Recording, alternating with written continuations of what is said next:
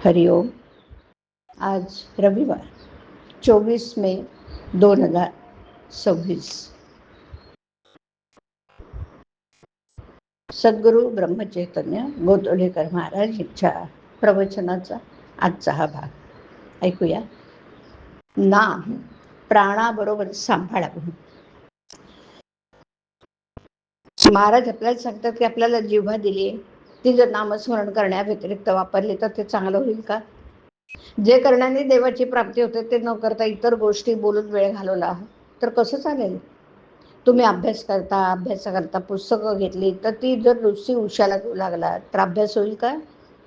म्हणून म्हणतो आपल्याला जिव्हा दिली आहे, तिचा उपयोग नामस्मरण करण्याकरता करा.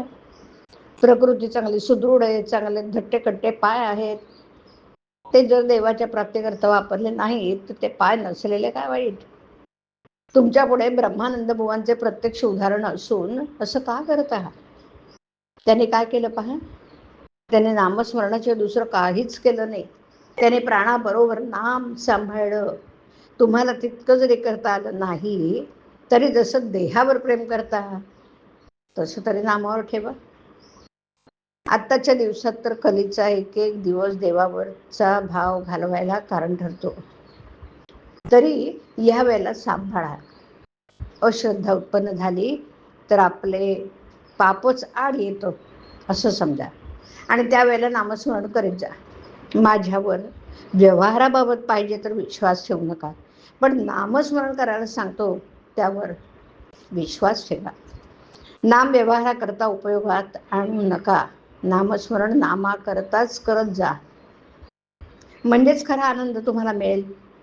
दिवसातून किती वेळा नामात घालवाल किंवा घालवला त्याचा रोज विचार करीत जा आणि काही वेळ नामात घालवण्याचा निश्चय करा. म्हणजे विश्वास वाढत जाईल. खरं समाधान तुम्हाला नामातच मिळेल. भगवंताचं नाम हे स्वयंभू आणि स्वाभाविक आहे. नामाबद्दल संशय किंवा विकल्प आले तरी ते तसेच आग्रहाने घ्यावं. सर्व संशय आपोआप नाहीसे होतील. खरोखर भगवंताचं नाम हे बँकेत ठेवलेल्या पैशाप्रमाणे वेळ प्रसंगी ते खास उपयोगी पडतं. विकल्पांच्या उच्चाटनाची गुरुकिल्ली म्हणजे नाम. भगवंताला अनन्य शरण जाऊन तुझ्या नामाचं प्रेम मला दे अशी काकुळतीने त्याची प्रार्थना करावी. म्हणजे नामाचं प्रेम आपोआप वाढेल आणि भगवंताचं खरं दर्शन होईल. वासनेमुळे माझ्या आनंदाचा भंग होतो, म्हणजे वासना माझ्या आनंदाची चोरीच करतो.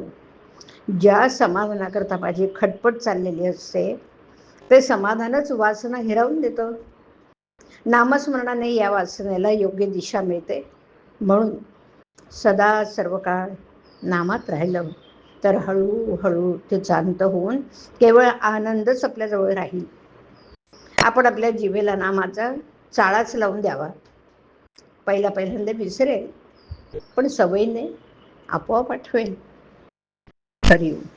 हरिओम तत्सत. हरिओम.